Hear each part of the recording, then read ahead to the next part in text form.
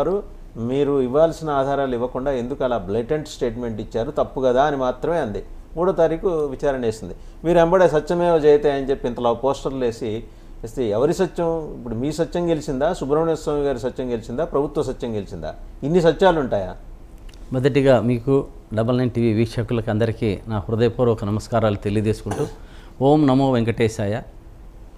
ఈరోజు తిరుమల తిరుపతి దేవస్థానం ప్రతిష్టను, లడ్డు యొక్క ప్రాశస్త్యాన్ని గత కొన్ని రోజులుగా చూస్తున్నాం.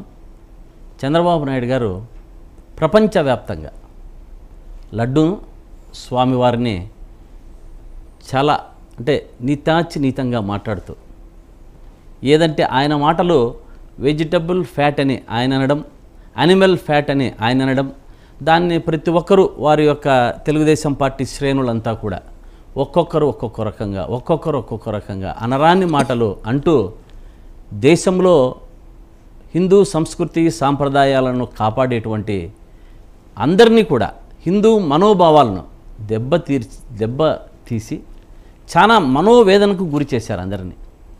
ఆ రోజే చెప్పా, ఈ విషయంలో నేను ఫస్ట్ డిబేట్లో పాల్గొన్నప్పుడే నాకు ఈ ఎపిసోడ్ అంతా చంద్రబాబు నాయుడు గారు మాట్లాడుతున్నది చూస్తుంటే నాకు భస్మాసుర కథ గుర్తుకొస్తుందని ఆ రోజే చెప్పా. చెయ్యి ఎక్కడ పెట్టాలా అనుకుంటూ తుదకు స్వామివారి యొక్క ఆగ్రహానికి గురి అయి వారి చెయ్యి వారి మీదే పెట్టుకుంటారు అని నేను తెలియజేశా. ఇప్పుడు ఆ పరిస్థితే కోర్టు నిన్న చెప్పినది మీరు అడిగారు.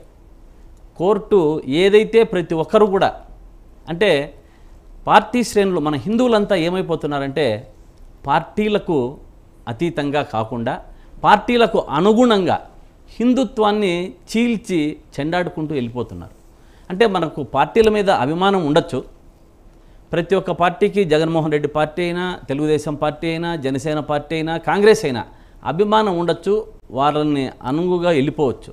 కానీ ఇటువంటి హిందూయిజం వచ్చినప్పుడు ప్రతి ఒక్కరూ ఏకం కావాలి, ప్రతి ఒక్కరూ కలవాలి. శ్రీకాంత్ గారు, మీకు ఒక స్ట్రైట్ క్వశ్చన్. ధర్మారెడ్డి గారు ఈఓ అదనపు బాధ్యతలు, ఆయన ఈఓ అనే మాట నేను అనలేను, ఎందుకంటే FAC ఫుల్ అడిషనల్ ఛార్జ్ మాత్రమే ఆయన ఉన్నప్పుడు ఈ లడ్డు అంత నాణ్యంగా లేదని పోర్టులో పనిచేసే 26 మంది శ్రీ వైష్ణవులు క్వశ్చన్ చేశారని చెప్పి వారిని తొలగించారట. వాళ్ళకి ఇచ్చే జీతం 22,000. ఒకటి ఇదేంటని ప్రశ్నించిన డ్రైవర్ని కూడా తొలగించారట. మరి దీన్నేమంటారు శ్రీకాంత్ గారు, చెప్పండి. తొలగించాల్సిన అవసరం ఏముందండి? నాకు తెలిసి ఇంతకుముందు చంద్రబాబు నాయుడు గారు ఎలా యానిమల్ ఫ్యాట్ అని అన్నారో అది కూడా దాని మాదిరే అబద్ధం అనిపించాను. ఎందుకంటే ధర్మారెడ్డి కానీ, do you still believe Dharma Reddy గారు ఇంటిగ్రిటీ ఉన్న ఆఫీసర్ అని మీరు నమ్ముతారా? ఇంకా అంటే విధులలో ఉన్నప్పుడు వెంకటేశ్వర స్వామి మీద భక్తితో అక్కడ పనిచేసేవాడు. ఎటువంటి పరిస్థితుల్లోనూ వెంకటేశ్వర స్వామి అక్కడ వాడు ఎన్ని రోజులు ఉండాలో అన్ని రోజులు పెట్టుకుంటాడు, తప్పదు. ఏ తప్పు చేసినా ఉపేక్షించాడు. ఇప్పుడు డాలర్ శేషాద్రి గారి విషయంలో చూసాం. డాలర్ శేషాద్రి గారు డాలర్లు అమ్ముకున్నారు అని ప్రతి ఒక్కరు కూడా ఆయన్ను కొంచెము ఒక ముద్ర వేసి పక్కన పెట్టేశారు. కానీ ఆయన తుది శ్వాస విడిచేంత వరకు కూడా స్వామివారి సేవలోనే అంకితమై స్వామివారికి సేవ చేశాడు.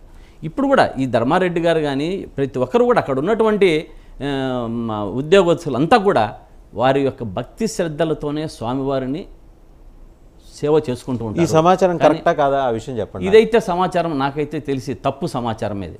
ఎవరు కూడా మనకు తెలిసిన విషయంలో లడ్డును పోటులో నెయ్యిని కానీ ఏదన్నా కానీ ముందు నేను చెప్పా, దీని గురించి మాట్లాడుకుంటూ వచ్చాం. దీనికి ఒక రిటైర్డ్ సైంటిస్ట్ ఒక ఆయన మరియు వచ్చి అదేవిధంగా ఒక 12 మంది కమిటీతో ఆ నెయ్యి టెస్టింగ్తో మాత్రమే లోపలికి పోతుంది, లేకుంటే వెనక్కి వెళ్ళిపోవడం జరుగుతుంది. ప్రతి డే 1 నుంచి కూడా ఇదే కార్యక్రమమే జరుగుతుంది. 4 ట్యాంకర్లు వచ్చాయి, దాంట్లో 3 లోపలికి పోయాయి, 1 మాత్రం వెనక్కి వెళ్ళిపోయింది. ఫ్యాట్ అని దాంట్లో ఉన్నది సస్పెక్షన్ మాత్రమే, అంటే ఇక్కడ దాంట్లో తేలింది అని వాళ్ళు చెప్పలే. ఇది ఒక అనుమానాస్పదలో ట్యాంకర్లను వెనక్కి పంపించడం జరిగింది. ఇది ఒక కుట్ర మాదిరి జరిగింది తప్ప ఏదో చంద్రబాబు నాయుడు గారు జగన్మోహన్ రెడ్డి గారిని కించపరచాలని, జగన్మోహన్ రెడ్డి గారిని వారి యొక్క ఓటు శాతాన్ని తగ్గించాలని మాట్లాడారు. అతనితో యుద్ధం అనుకున్నాడు. కానీ ఆయన చేస్తున్నది ఇంతమంది హిందువుల మనోభావాలతో దేవునితో యుద్ధం చేస్తున్నానన్నది మర్చిపోయి ఏదో తప్పుటడుగులు వేశాడు. అది దాన్ని సమర్థించుకోవడానికి ఒకటొకటి జరుపుకుంటూ ఇంతగా వచ్చి కోర్టు ఈరోజు సుప్రీంకోర్టు మనకు ఇన్వాల్వ్ అయ్యి గౌరవనీయులు కోర్టులు మన సుప్రీంకోర్టు గౌరవనీయులైన కోర్టు నుంచి ఈ యొక్క రావడం హిందువులంతా కూడా చాలా ఆనందంగా భావిస్తున్నారు. ఎందుకంటే అక్కడ ఏమీ జరగలేదు, జరగని దాన్ని అపోహగా చేసి దాన్ని చిత్రీకరించారు. ఆ విధంగా ముందుకు పోయింది తప్ప నేను ముందు నుంచి చెప్పుకుంటూనే వస్తున్నా, తెలుగుదేశం ప్రభుత్వంలో దాదాపు వాళ్ళు పరిపాలించిన కాలంలో కూడా ఎనిక్కి పోయింది తప్ప ఆయిల్ దాన్ని లోపలికి రాలేదు. గత ప్రభుత్వంలో మీ ప్రభుత్వంలో 14 సార్లు పోయింది, జగన్మోహన్ రెడ్డి గారి ప్రభుత్వంలో వైఎస్ ప్రభుత్వంలో దాదాపు 18 సార్లు రిటర్న్ చేశారు. కానీ దాన్ని ఎక్కడ నెయ్యిని వాడలేదు. శ్యామలరావు గారు కూడా అదే చెప్పారు. దీన్ని సస్పెక్షన్తో ఎనిక్కి పంపించాం కానీ వాడినట్ల ఎట్లా దాఖలా లేదంటే ఇప్పుడు గౌరవనీయులైన కోర్టు వారు సుప్రీంకోర్టు వారు అడిగిండేది అదే విషయమే, వాడారా లేదా అన్న విషయాన్ని స్పష్టం చేయండి అని అంటున్నారు. కానీ ఈయన అది చెప్పకుండా ఏదేదో కాకమ్మ కథలు చెప్పి హిందువుల మనోభావాలు దెబ్బతీసి పార్టీల పరంగా అందరినీ ఏకం చేసుకుంటూ దీన్ని మనమంతా కూడా మనలో మనము కొట్టుకునే విధంగా అన్ని మతాలు అన్ని కులాలు కలిసి ఉన్న దీంట్లో మతాలకు చిచ్చు పెట్టారు. దీని గురించి చంద్రబాబు నాయుడు గారు చేసిన వ్యాఖ్యల గురించి కానీ మన గుర్రం జాషువా గారి 102వ వర్ధంతి సందర్భంగా 28వ తారీఖు జరిగింది 129 వర్ధంతి జయంతి జరిగింది. దీంట్లో మనం వారు చెప్పిన సూక్తులను మనం ఒకటిసారి గుర్తుపెట్టుకోవాలి. గుర్రం జాషువా గారు, గుణం లేని పాలకుడు కులం గొడుగులు పడతాడు, గుణం లేని పాలకుడు కులం గొడుగు పుడతాడు, మానవత్వం లేని పాలకుడు మతాలను రెచ్చగొడతాడు, మానవత్వం లేని పాలకుడు మతాలను రెచ్చగొడతాడు, పనితనం లేని పాలకుడు ప్రాంతాల మీద యుద్ధం చిచ్చు పెడతాడు, పనితనం లేని పాలకుడు ప్రాంతాల మధ్య చిచ్చు పెడతాడు. ఇవన్నీ మీకే కదా అప్లికబుల్? వారు జగన్మోహన్ రెడ్డి గారు కాదండి, వారికి అమకబుల్ అవుతాయి. జగన్మోహన్ రెడ్డి పరిపాలిస్తానని ముందరే ఊహించాను, అది రాసి ఉంటారంటారా? ఇప్పుడు అంటే గుర్రం జాషువా గారు ఇటువంటి వాళ్ళు వస్తారని చెప్పి ఆయన ముందే ఇటువంటి పాలకుల గురించి ప్రక్షాళన చేయడానికి మీరు అవి చదువుతుంటే జగన్మోహన్ రెడ్డి గారి గురించి అనుకున్నాను. లేదు, జగన్మోహన్ రెడ్డి గారు ముఖ్యమంత్రి వ్యాఖ్యల గురించి, ముఖ్యమంత్రి గారు చేసిన వ్యాఖ్యల గురించి ఇది ఈరోజు నేను చెప్పాల్సి వచ్చింది. ఏదో వాళ్ళు ఇప్పుడు గుణం లేని పాలకుడు కులం గొడుగు పడతాడని, ఇప్పుడు ఏ కులం గొడుగు పట్టారు ఆయన చంద్రబాబు గారు? ఒకవేళ మీరు అనుకున్నట్టు భావిస్తారు. గుణం లేని పాలకుడు కులం ఇప్పుడు రాష్ట్రంలో చూస్తున్నాం, 2 కులాల మధ్య నడుస్తూ ఉంది. తెలుగుదేశం వైసీపీ, తెలుగుదేశం అంటే కమ్మవారు, వైసీపీ అంటే రెడ్లు. ఈ ప్రాంతంగా నడుస్తుంది. రాష్ట్ర జనాభాలో 11% మించి లేరు. వాళ్ళే ఎలా డిసైడ్ చేస్తారు? ఇప్పుడు రెడ్లు కూడా నేను చెప్పేది మీరు చెప్పినట్లు పోతే రెడ్లు కూడా జగన్మోహన్ రెడ్డి పక్కన నడిచేదట్లేరు. అంటే రెడ్లంతా కూడా ఒక పక్క అపోజ్ చేసినారు మన పార్టీలో. ఏది మన చాలామంది అంటే కొంతమంది వరకు వారు అందరినీ సంరక్షించుకుంటున్నారు. అన్ని కులాలను అన్ని మతాలను దగ్గరికి తీసిన వ్యక్తి జగన్మోహన్ రెడ్డి గారు. జగన్మోహన్ రెడ్డి గారి గురించి చెప్తూ ఉంటారు. నిజంగా పాదయాత్ర చేసినప్పుడు ఆయన తిరుమల ప్రసాదం తినే పాదయాత్ర స్టార్ట్ చేశాడు. పాదయాత్ర అయిపోయిన తర్వాత మరీ తిరుమలకి పోయాడు. ఇంట్లో గోశాల పెట్టుకొని గోవులను సంరక్షిస్తున్నారు. మహాలక్ష్మి అని పేరు పెట్టుకొని ఒక ఆవును రోజు కూడా పొద్దున్నే భారతమ్మ కానీ మన జగన్మోహన్ రెడ్డి గారు ఫస్ట్ పూజ చేసుకుంటారు, వైవి సుబ్బారెడ్డి గారు కానీ. ఇదంతా ఎందుకంటే వాళ్ళు బయటికి చేసినది చెప్పుకోలేకపోతున్నారు. టిష్యూ పేపర్లో ప్రసాదం పెట్టుకొని వెనక్కి విసిరేయటం ఇవన్నీ నిజం కదా? అంటే టిష్యూ పేపర్లో పెట్టి తీసుకున్న తర్వాత ఎవరైనా తుడుచుకుంటారు. దాన్ని చిత్రీకరించి ఊరికే చెప్పడం వల్ల అర్థం లేదు సార్. నిజంగా కొన్ని మీడియాస్ చాలా మాత్రం దాన్ని చిత్రీకరిస్తుంటాయి. ఇప్పుడు తీసుకున్న తర్వాత మనం చేయి తుడుచుకుంటాం, లేదు చేయి కడుక్కుంటాం, ఇట్లా దాన్ని మనం తీసేసినట్టేనా అని అటువంటి తప్పుడు మీడియా కూడా కొంచెము. ఎందుకంటే ఆ పక్క మీడియా ఎక్కువైపోయింది, ఒక 6-7 ఛానల్స్ కొంచెం ఎక్కువ వారిని ఉన్నదంతా మీ మీడియానే కదా రాష్ట్రంలో ఉన్నదంతా కూడా ఏంటంటే మీ మీడియాలో మీరే రాసేసుకుంటున్నారు. సుప్రీంకోర్టు ఏదో మీకు అనుకూలంగా అది తీర్పు కాదు, అబ్జర్వేషన్ మాత్రమే. 3వ తారీఖు విచారణ మళ్ళీ జరుగుతుంది. సుప్రీంకోర్టు వారు ఇచ్చారు కాబట్టి ఇప్పుడు అన్ని మీడియాలు సుప్రీంకోర్టు వారిని గౌరవించి వారి యొక్క ఏదైతే చెప్పారో దాన్ని చెప్తున్నారు. లేకుంటే నిన్న మొన్నటి వరకు ఏం చెప్తున్నారు? ఊదర కొట్టేస్తున్నారు టీవీల్లో. ఏమని? జగన్మోహన్ రెడ్డి గారు ఫ్యాక్టరీ ఇది కలిపారు అది కలిపారు. అసలు వచ్చినది ఎప్పుడు? జగన్మోహన్ రెడ్డి గారి టైంలో అయిపోయింది. ఆయన గెలిచారు. జూన్ 12వ తారీఖున మన ముఖ్యమంత్రి చంద్రబాబు నాయుడు గెలిచారు. జూన్ 12వ తారీఖున వచ్చింది. 12-14లో ఇది వచ్చింది. 17 ట్యాంకర్లు వచ్చినాయి. జగన్మోహన్ రెడ్డి గారికి ఏం సంబంధం అండి? ప్రజలంతా గమనించాలి. సంతకాలు పెట్టి తెప్పించింది ఎవరు? మీ ప్రభుత్వమేగా. అంటే ఇప్పుడు మీరు ప్రభుత్వంలో ఉన్నప్పుడే కదా ఎంత జరిగింది? మా ప్రభుత్వం ఉన్నంత వరకు ఏఆర్ కంపెనీ బయటకు వచ్చి మన చెప్పడం జరిగింది. నేను ఒక్క స్పూన్ కూడా సప్లై చేయలేదు, ఒక్క స్పూన్ కూడా. నేను ఇచ్చినది ఈ ప్రభుత్వంలో వచ్చిన తర్వాత మాత్రమే నేను ట్యాంకర్లు సపరేట్ సరే, చేయడం జరిగింది. వీళ్ళందరినీ అలాగూ సిట్ ఆయన సర్వశ్రేష్ఠ త్రిపాఠి గారు పిలుస్తారు, సిట్ చీఫ్ పిలిచి అందరినీ అడగాల్సినవి అడుగుతారు, కడగాల్సినవి కూడా కడుగుతారు. సో ఈ మొత్తం ఎపిసోడ్లో if your people are found accused, దాంట్లో నిందితులుగా వాళ్ళు తేలితే, దోషులుగా తేలితే, నిందితులుగా కాదు, దోషులుగా తేలితే ఎలాంటి శిక్షలకైనా మీరు సిద్ధంగా ఉన్నారా? తప్పకుండా సుబ్బారెడ్డి గారు కానీ కరుణాకర్ రెడ్డి గారు కానీ చూపించారు. కరుణాకర్ రెడ్డి గారు ఎలా వారి యొక్క తిరుమలకు పోయి తిరుమల తిరుపతి దేవస్థానంలో కొలనులో స్నానం చేసి బయటకు వచ్చి, స్వామి నేనే ఏదన్నా అపరాధం చేసి ఉంటే నా కుటుంబాన్ని నాశనం చెయ్యి అని అడిగాడు ఆయన. అంటే అంత దమ్ము ధైర్యంగా తప్పు చేయకపోతే ఆ దేవదేవుని ముందు అంత అడిగే పరిస్థితి ఎవరికైనా ఉంటుందా? ఫస్ట్ దీన్ని వేసినది సుబ్బారెడ్డి గారు కోర్టులో వేశారు. అంటే తప్పు లేదు కాబట్టే అందరూ దాన్ని ఎందుకో సుబ్బారెడ్డి గారు ఎంక్వైరీకి వద్దని వేశారు అని కొన్ని పత్రికలు సృష్టించాయి.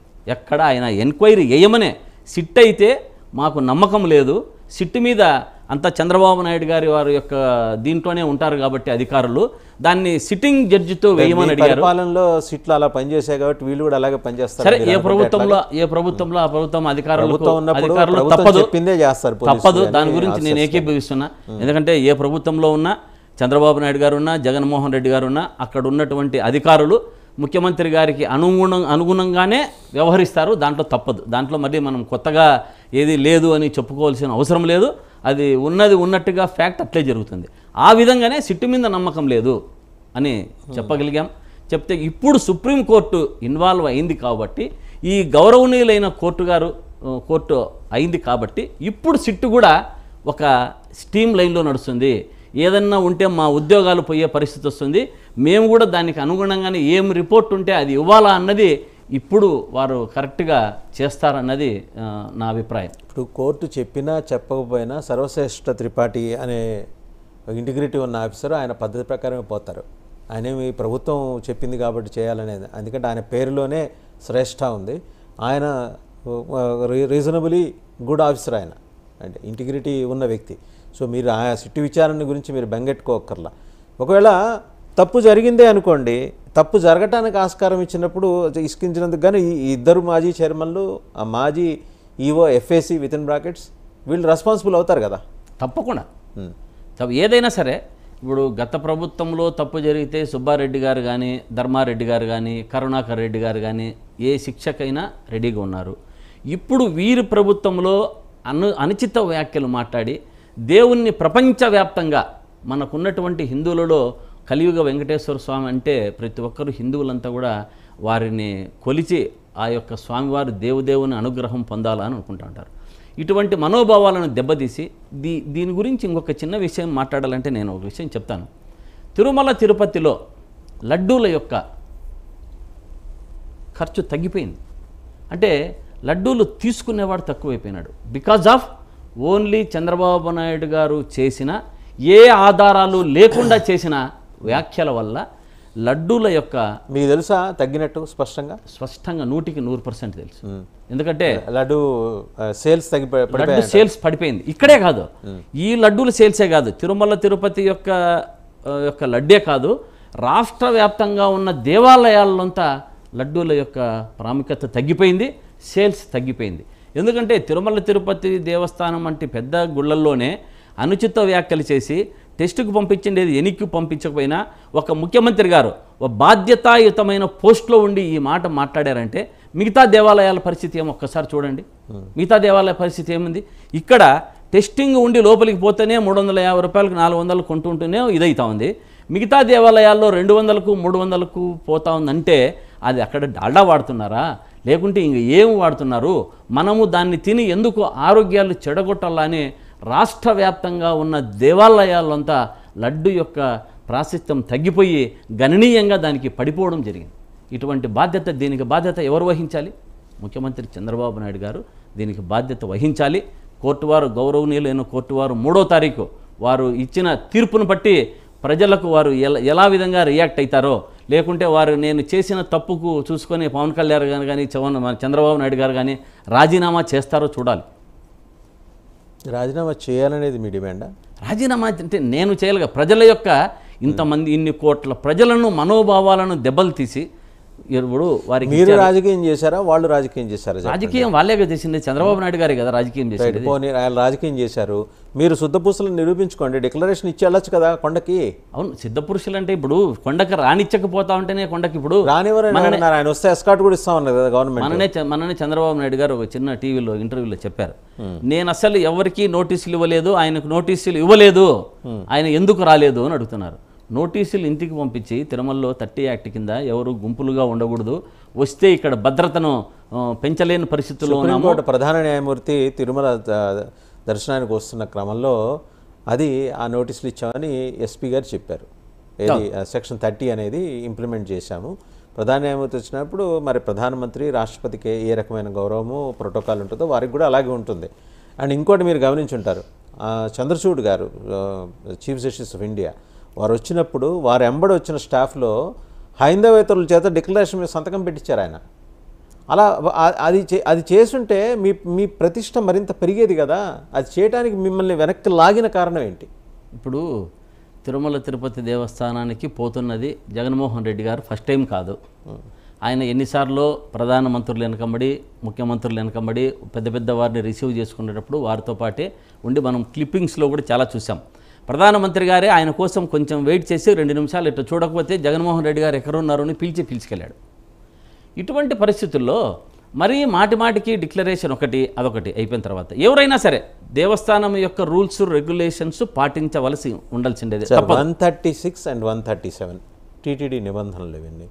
ఆ చట్టాలు ఏం చెప్తున్నాయి? టీటీడీకి సంబంధించిన చట్టం, హైందవేతరులు ఎవరైనా వస్తే దర్శనానికి వెళ్ళేప్పుడు ఒక్కొక్క ఆలయం, మీరే అన్నారు ఒక్కొక్క ఆలయానికి ఒక ప్రశస్తి ఉంటుంది. అవును, ఆ ఆలయం ఆయన నేరుగా వచ్చి కలియుగ దైవం శిలారూపంలో మన ముందు నుంచొని ఉన్నారు. ఆయన దర్శించుకుంటాను, నాకు వారి స్వామి పట్ల పరిపూర్ణమైన విశ్వాసము భక్తి ఉన్నాయని ఆ కాగితం మీద మీకు మనసులో ఉన్నా లేకపోయినా కనీసం సంతకం పెడితే ఇంత వివాదం జరిగి ఉండేది కాదు కదా. ఇప్పుడు ఈ డిక్లరేషన్స్ అనేటివి ఈ మధ్య కాలంలో వచ్చాయి. కానీ శ్రీమద్ భగవద్ రామానుజాచార్యుల వారు తిరుగుతూ వారు తిరుమల తిరుపతికి దేవస్థానంకు వచ్చినప్పుడు ఆ పూజా విధానాలను, కైంకర్య విధానాలను రూపొందించి పూజలు ఎలా చేయాలి, ఏం కథ, పొద్దున్నేది ప్రసాదాలేమి, ఇవంతా కూడా రూపొందించి వారి శిలాశాస్త్రంలో ఒకటి రాశారు. తిలకధారణ చేసిన వాడు ఎవడైనా సరే, భగవద్ రామానుజాచార్య వారు చెప్పినది, తిలకధారణ చేసిన వాడు వెంకటేశ్వర స్వామిని నమ్మినట్టే, అటువంటి వారు ఎవరైనా దేవాలయంకు ప్రవేశము చెయ్యవచ్చు. అది ఆయన భగవద్ రామానుజాచార్యులు చెప్పిపోయారు. దాన్ని అనుగురించకుండా తిలకధారణ ఇప్పుడు చంద్రబాబు నాయుడు గారు చూశారు. ఎప్పుడన్నా మీరు 3 నామాలు పెట్టుకొని గుడి పోయింది చూసారా? జగన్మోహన్ రెడ్డి పెట్టుకున్నారా? జగన్మోహన్ రెడ్డికి 100% ఎప్పుడు వారు తిరుమలకు వస్తే 3 నామాలు పెట్టందే దేవుని దర్శనం చేసుకోరు. గుడ్డలు సమర్పించినంత 3 నామాలు పెట్టి సమర్పించుకుంటారు. వాడు 3 నామాలు అనేది దేవునికి తిరుమల తిరుపతి దేవస్థానానికి పోయినప్పుడంతా వాడు తిలకధారణ చేసే, నామధారణ చేసే వాళ్ళు గుడికి వెళ్తారు. చాలా చూడొచ్చు మీరు విజన్స్లో, వీడియోల్లో చాలా ఎప్పుడు కూడా చాలా పోస్టర్లు కూడా మీరు చూస్తుంటారు. ఆయన 3 నామాలు పెట్టుకొని ప్రతి ఒక్క పోస్టరు వేసుకుంటారు. కానీ అట్లా నమ్మకం ఉన్న వ్యక్తులను మనం అది లేకనే ఈ కులాలు మతాలుగా విడిపోయి ఈ మతము వేరే మతాలన్నీ చొచ్చుకొని వచ్చిండేది మనకు ఈ కారణాలు. అంత ప్రిస్టేజ్గా తీసుకోవడానికి కారణం ఏంటి? ఇప్పుడు ఆయన ఇది డైవర్షన్ పాలిటిక్స్ అంటే ఇది ప్రిస్టేజ్గా కాదు. వారు తిరుమల తిరుపతి దేవస్థానానికి ఎందుకు వస్తున్నారు? స్వామి, ఈ యొక్క లడ్డూలో ఏదో ఒకటి అనిమల్ ఫ్యాట్ ఆయిల్ కలిసిందని ముఖ్యమంత్రి చంద్రబాబు నాయుడు గారు అన్నారు. ఇది తప్పు, ఇది జరగలేదు ఎక్కడ మా ప్రభుత్వంలో, జరిగినది వారి ప్రభుత్వంలోనే అని ఒక్కసారి స్వామిని దర్శనం చేసుకొని నేను ఏ అపరాధము చేయలేదు నాయనా అని చెప్పుకున్న దానికి తిరుమలకు వస్తున్నాడు. వీళ్ళు డైవర్షన్ పాలిటిక్స్లో, అంటే ఫస్ట్ డైవర్షన్ పాలిటిక్స్లో ఈ సూపర్ 6 అనేది అమలు కాకుండా ఉన్నాయి కాబట్టి ఫస్ట్ ఏం చేశారు? బోటు రాజకీయం చేశారు. ఆ బోటు అసలు విజయవాడలో బోట్ లేంది, వైసీపీకి చెందిన బోట్ లేంది, దాన్ని తీసుకెళ్ళి బ్యారేజీని పగలగొట్టడం ఏంది, విజయవాడ నగరం అంతా మునిగిపోవాలని మన జగన్మోహన్ రెడ్డి గారు చేసిన కుట్ర అంట. అది ఫెయిల్యూర్ అయిపోయింది. ఎందుకు చేశారు దాన్ని? Diversion politics. ఈ యొక్క సూపర్ 6 అమలు పరచలేదు కదా ఆ యొక్క విధానంలో. ఇవాళ కాదు రేపైనా అమలు చేస్తారండి, దానికోసం ఇవన్నీ చేస్తారంటే. అంటే ఎందుకంటే ఆ 100 రోజుల అంటే అది ఎందుకు వచ్చిందంటే 100 రోజుల పార్టీ వచ్చిన దాన్ని మనం దాంట్లో సెలబ్రేషన్స్లో ఇన్ని రోజులు మనం ఏమీ చేయలేదు అని చెప్పుకునే లేని విధంగా ఉంది కాబట్టి ఒక బోట్ పాలిటిక్స్, మళ్ళీ లడ్డు పాలిటిక్స్, డైవర్షన్. దీన్ని లడ్డు తీసుకొని వచ్చి ఇంతవరకు ఎవరన్నా చూడండి, ప్రజలు ఏదన్నా కానీ అడుగుతున్నారా? ప్రజలంతా లడ్డు మాయలో పడిపోయారు. అంటే వారు చంద్రబాబు నాయుడు గారు ఏమేమి చెప్పారో సూపర్ 6లో బస్సు కానీ, గ్యాస్ కానీ, పింఛన్ కానీ ఏ ఒక్కటి అమలు చేయలేని పరిస్థితుల్లో ఉన్నారు. కాబట్టే ఈ లడ్డు తీసుకొని వచ్చి, ఈ లడ్డు ద్వారా స్వామి లడ్డు నాకు లడ్డు మాదిరి దొరికింది వీళ్ళనందరినీ దీన్ని ఆడుకునేదానికి అని చెప్పి ఆడుకున్నాడు. కానీ దేవుడు హిందువుల మనోభావాలు ఎవరు దెబ్బతీసినా, నేను జగన్మోహన్ రెడ్డి గారు చేసినా తప్పే, చంద్రబాబు నాయుడు గారు అనుచిత మాటలు మాట్లాడినా తప్పే. దీన్ని స్వామి ఎవరు చేసినా శిక్షించాలి.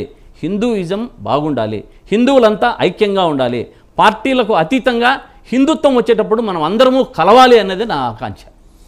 శ్రీకాంత్ గారు, మీకు బీజేపీకి పూర్తి స్థాయిలో జడిపోయిందట. ఆర్ఎస్ఎస్ అయితే మీ మీద అసలు చాలా ఉగ్రంగా ఉందట. హిందూ వ్యతిరేకి జగన్మోహన్ రెడ్డి, హిందూ వ్యతిరేకి వైసీపీ అనేది జాతీయ స్థాయిలో ఒక మెసేజ్ అయితే చాలా బలంగా వెళ్ళిపోయింది. రేపు పొద్దున మీరు ఎక్కడా కూడా వైసీపీకి పుట్టగతులు లేకుండా చేయాలని టీడీపీ తీసుకున్న సంకల్పం భాగంగా టీడీపీ సక్సెస్ అయింది. యు ఆర్ నో వేర్ అనే మాట బలంగా వినిపిస్తుంది. నిజంగా మీరు హిందూ వ్యతిరేకులేనా? హిందూ వ్యతిరేకులా కాదా అన్నది ఇంతమంది ప్రజలకు, ప్రతి ఒక్కరూ ఓటేసిన వారికి అందరికీ తెలిసిన విషయమే. కానీ బీజేపీ అన్నది ఇంత జరుగుతున్నా, అంటే ఈ లడ్డు వివాదంలో ఎన్ని కారణాలన్నా ఉండొచ్చు, ఇంత ఒక నెల రోజులు లేట్ చేయడం అనేది, చాలా జాప్యం చేయడం అనేది. కేంద్ర ఆరోగ్య శాఖ మంత్రి బీజేపీ జాతీయ అధ్యక్షులు నడ్డా గారు వెరీ నెక్స్ట్ డే ఆయన రెస్పాండ్ అయ్యారు, మాట్లాడి ప్రభుత్వం నుంచి రెస్పాండ్ కావడం, సమాచారం అడిగారు. రెస్పాండ్ కావడం అంటే ముఖ్యమంత్రి, ఈ ముఖ్యమంత్రి గారి మీద ఎక్స్ ముఖ్యమంత్రి జగన్మోహన్ రెడ్డి గారు వెంటనే ఓ లెటర్ రాశారు. మాకు దీని మీద అనుమానాలుగా చంద్రబాబు నాయుడు గారు ఇట్లా ఆరోపించారు, దీన్ని వెంటనే సిట్టింగ్ జడ్జితో కానీ సిబిఐ కానీ ఎంక్వైరీ చేయాలి అని వెంటనే ప్రధానమంత్రికి లెటర్ రావడం జరిగింది. దాని మీద ఎలా ఉండాలి? ప్రధానమంత్రి గారు వెంటనే, ఇప్పుడు అన్ని కేసులు ఒకటి, ప్రపంచవ్యాప్తంగా కలియుగ వైకుంఠ దేవుని మీద కేసు ఇది జరుగుతున్నది ఒకటి, దీని మీద వెంటనే స్పందించాల్సిన అవసరం ఉంది. చాలామంది బీజేపీ వాళ్ళే చూశారు, మన విహెచ్పి వాళ్ళు కానీ, ఐవైఆర్ కృష్ణారావు గారు కానీ, సుబ్రహ్మణ్య స్వామి గారు కానీ, ఇది అనుచిత వ్యాఖ్యలు మాత్రమే, ఎక్కడా ఆధారాలు లేవు అని స్పందించి వారు ముందుకొచ్చి సుబ్రహ్మణ్య స్వామి గారు కోర్టులో వేశారు. ఐవైఆర్ కృష్ణారావు గారు వెంటనే స్టేట్మెంట్ ఇవ్వడం జరిగింది. ఆయన మన విహెచ్పి అధ్యక్షుడు వారు చెప్పారు.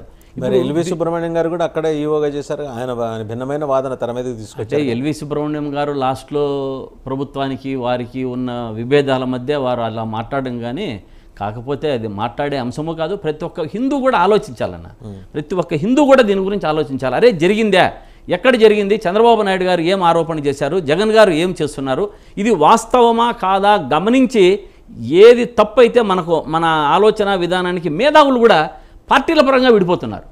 అందరూ కలిసి ఉండాలి హిందువులంతా అన్న భావన లేకుండా పోతుంది. నిజంగా చాలా బాధగానే కదా deputy chief minister Pawan Kalyan Tirumala చేరుకుంటున్నారు. ఇంకా పవన్ కళ్యాణ్ గారి గురించి చెప్పాల్సి వస్తే నిజంగా చాలా బాధాకరం. వారు ఎప్పుడు ఏం మాట్లాడుతున్నారు, ఆయన ఎన్నిసార్లు పుట్టారో తెలియదు, ఏ ఊరిలో పుట్టారో 4 సార్లు చెప్పాడు. ఏ ఊరికి పోయినప్పుడంతా నేను ఈ ఊరిలో పుట్టా, ఈ ఊరిలో పెరిగా, ఈ ఊరిలో పుట్టా, ఈ ఊరిలో పెరిగా. ఆయన ఒకసారి చాలా విజువల్స్లో చూసా, మా నాన్నమ్మ దేవుని దీపం అంటిస్తుంటే మా నాన్న సిగరెట్ తాగేవాడు దీపానికి అంటించుకొని అని అన్నాడు. మరి వెంటనే నెక్స్ట్ డే మా ఇంట్లో నిత్యము శ్రీరామనామము, శ్రీరామ జపమే మా ఇంట్లో ఉంటుంది అంటాడు. నాగబాబు గారు చూస్తే మాకు దేవుడు ఒక ఇది మాత్రమే, నాకు సంబంధమే, మనకు దేవునితో నమ్మకమే లేదు అంటారు. ఇట్లా పలు విధాలుగా ఆయన ఆయన సరే ఆయన అట్లా కుటుంబము వ్యవస్థ కూడా. ఇప్పుడు పవన్ కళ్యాణ్ గారు ఏదో వాళ్ళ ఫ్రెండు నా చర్చిలో ఫాస్టర్ ఉండేవాడు, నన్ను బ్యాప్టిజం తీసుకోమన్నాడు, తీసుకున్నాడు అని చెప్పాడు. ఆయన పిల్లల పేర్లు కూడా అంతా క్రిస్టియన్ పేర్లే పెట్టుకున్నారు. ఆయన వచ్చి దుర్గమ్మ వారి మెట్లు కడగడం, ఇదేదో ప్రక్షాళన చేయండి అని, అదేదో తిరుమల మెట్లు కడవాలి పోయి. కానీ ఇప్పుడు ఆయన గుళ్ళకి పోయాడు, ఆయన నేను బ్యాప్టిజం తీసుకున్నాను అన్నాడు. వారి మీద ఏమన్నా తీసుకున్నారా, డిక్లరేషన్ తీసుకున్నారా? ఇప్పుడు అనిత గారే ఉన్నారు, మన హోంశాఖ మంత్రి గారు అనిత గారే ఉన్నారు. ఆమె మన ఎప్పుడూ చూసా, నేను హిందువునని గట్టిగా చెప్తా నువ్వు చెప్పగలవా, నేను హిందువునని చెప్తా నువ్వు గట్టిగా చెప్పగలవా అనింది. ఆమె ఒక విజువల్స్లో ఏదో అడిగితే, నేను పెళ్ళి అయినప్పటి నుంచి నేను క్రిస్టియన్నే, నా చేతిలో బైబిల్ ఉంటుంది, నా వెహికల్లో బైబిల్ ఉంటుంది, నేను ఎప్పుడు క్రిస్టియానిటీ నేను అంటే. ఇట్లా చంద్రబాబు నాయుడు గారి యొక్క క్వార్టరీ అంతా కూడా పలు విధాలుగా. అంటే ఒక్క మాట మీద స్టాండ్ ఎవరికీ లేదు. మీరున్నారా? ఒక మాట 100% జగన్మోహన్ రెడ్డి గారు ఒకే మాట, ఒకే బాట, ఏది చెప్పినా కూడా ఆయన ఒక్కటే.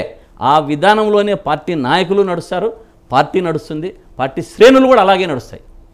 రేపు 3వ తేదీన సుప్రీంకోర్టు ఇంకా తదుపరి విచారణకు పిలిచింది, వెళ్తుంది, ప్రభుత్వం కూడా వెళ్తుంది. నిన్నంటే ఆయన అందుబాటులో లేక సిద్ధార్థ లూథ్రా గారు వెళ్లాల్సి వచ్చింది, కపిల్ సిబల్ గారు అందుబాటులో లేక. సో ఆయన దగ్గర ఇన్ఫర్మేషన్ లేదంటే ప్రభుత్వం ఇవ్వలేదు. 3వ తారీఖు పూర్తి ఇన్ఫర్మేషన్ ఇచ్చింది.